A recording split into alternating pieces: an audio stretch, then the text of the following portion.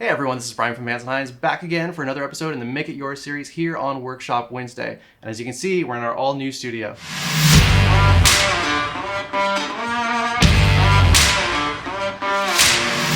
Alright guys, so today we're going to go into the motor for a Stage 2 upgrade utilizing our Vance Hines 575 camshafts, our lifters, and our adjustable push rods. Hey guys, Brian here. We've got the moody lighting, sitting down in a chair, slumped over, so we're going to have a little heart-to-heart right now. This job isn't going to be easy. This is a 4 wallies out of 5 kind of job, our new difficulty scale. We're going into the motor, and this is something that a lot of people maybe aren't familiar with or aren't comfortable with. And I've done this for a number of years, so to me this is a normal everyday thing. But if you've worked on motors in the past, if you're very mechanically capable, by all means feel free to do this. And if you're not feeling comfortable going into the motor, if you don't have a lot of mechanical experience, this is something that I would recommend maybe taking it to a dealer or a shop, somebody who's familiar with this sort of thing. All right, so the first thing we're going to do is pull the spark plugs.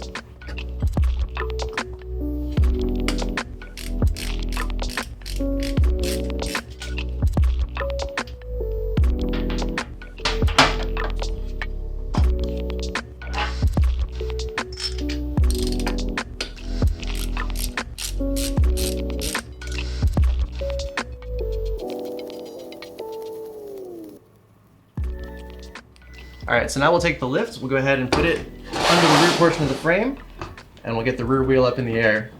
Now by getting the rear wheel up in the air, that will allow me, once the bike is in top gear, to rotate the rear wheel, which will turn over the motor, so that way we can take some pressure off the valve train.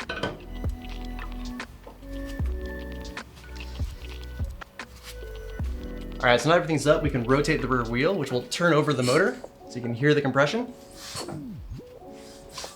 So what that allows us to do is it gets us to top dead center.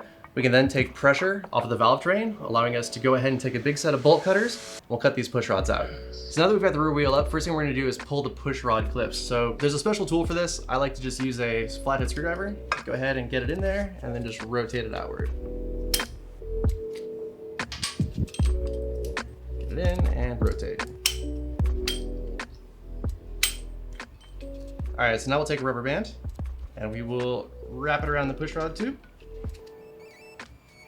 Go through, collapse this upward, and take this end and put it to one of the rocker boxes. So now we're gonna rotate the rear wheel to turn over the motor to make sure that the valve train pressure is off of these push rods. Basically what I'm looking for is for both of these to hit their lowest position and to no longer move. Let's take a look here. So right there. So now I can rotate this push rod with my finger, just like that, front and rear. That's how you know the pressure is off of the valve train. All right, so now we're gonna take a rag, fish it around the push rod, because we wanna protect the motor from the bolt cutters. Now we get the bolt cutters. So now that it's cut, we'll go ahead and get this out of the way.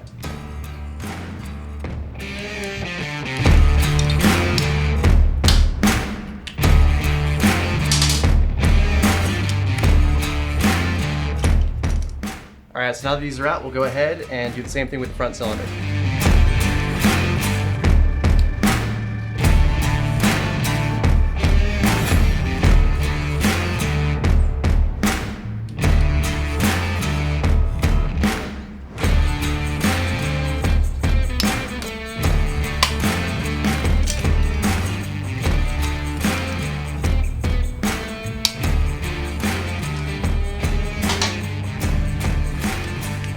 All right, so now that we've cut the push rod tubes out, we're gonna remove the tappet blocks.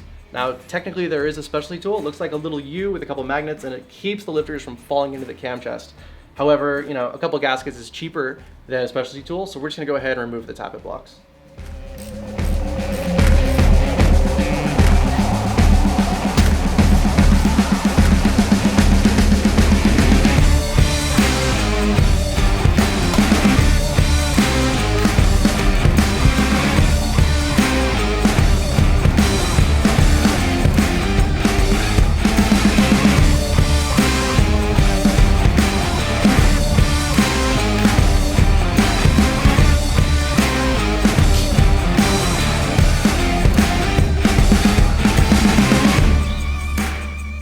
So now that we've got the old ones out, let's go ahead and get the new lifter soaking in some oil. That'll allow it to basically soak up into the tappets to allow for pressure later.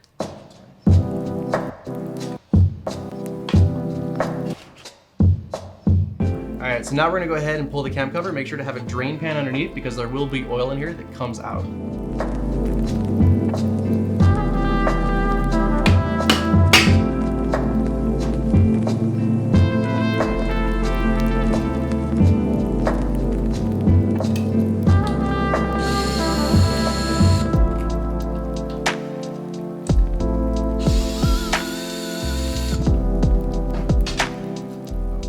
So now what we're gonna do is we're gonna rotate over the motor because we want these two dots to match here in the center.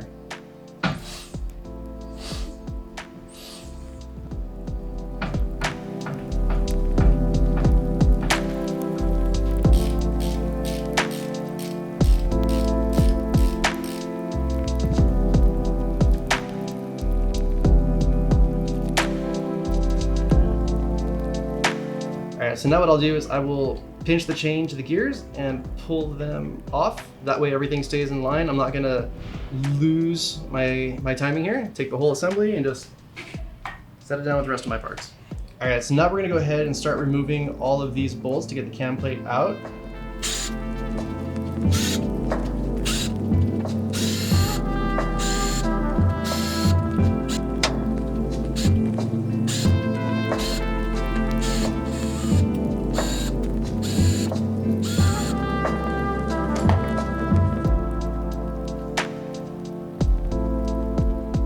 Now what we're gonna do, spill oil everywhere. We'll pull the circlip and then we'll be able to push the cams out that direction.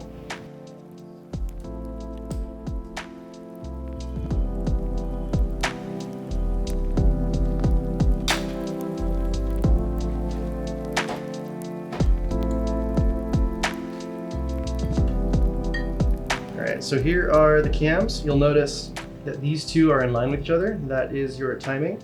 If you get that off by one tooth, if it kind of ends up looking like this when it goes back together, where it's just a little bit off, the bike will technically run, but it will run really poorly. And if you get another tooth off, then you're gonna have some serious problems. So it's always important to make sure these are lined up.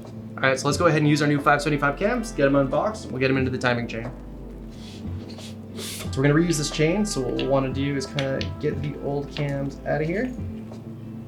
Might as well just pop them in oil. Grab the new ones. Get them in. Now you can see I'm sort of putting them in kind of haphazardly because I'm not trying to line it up yet. Now is when I start to care.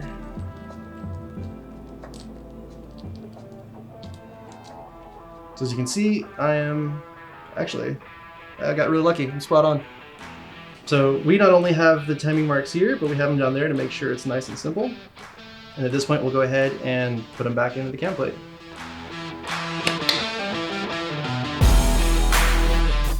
So again, make sure those are still nice and in time.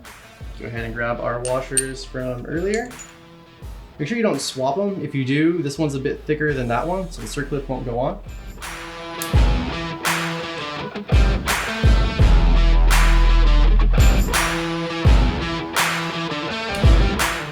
There's our new cams in the cam plate assembly. Again, all timed up. I'll go ahead and put this guy back in. All right, so we're gonna go ahead and put the cam plate back on with the bolts. Make sure you thread them all by hand. You don't want to strip any of this stuff. All right, so again, we're gonna go ahead and tighten the oil pump ones first, and then work our way around in a zigzag pattern.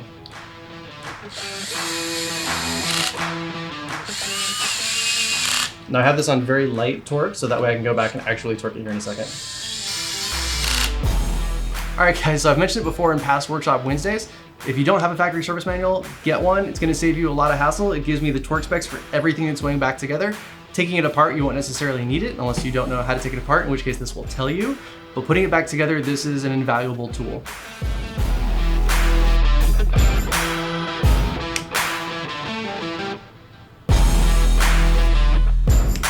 So now we're gonna go ahead and take the gears, put them back on.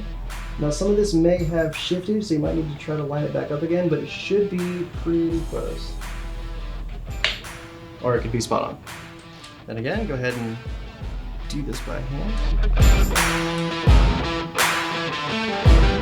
All that lined up, last thing to do is put that tensioner back on.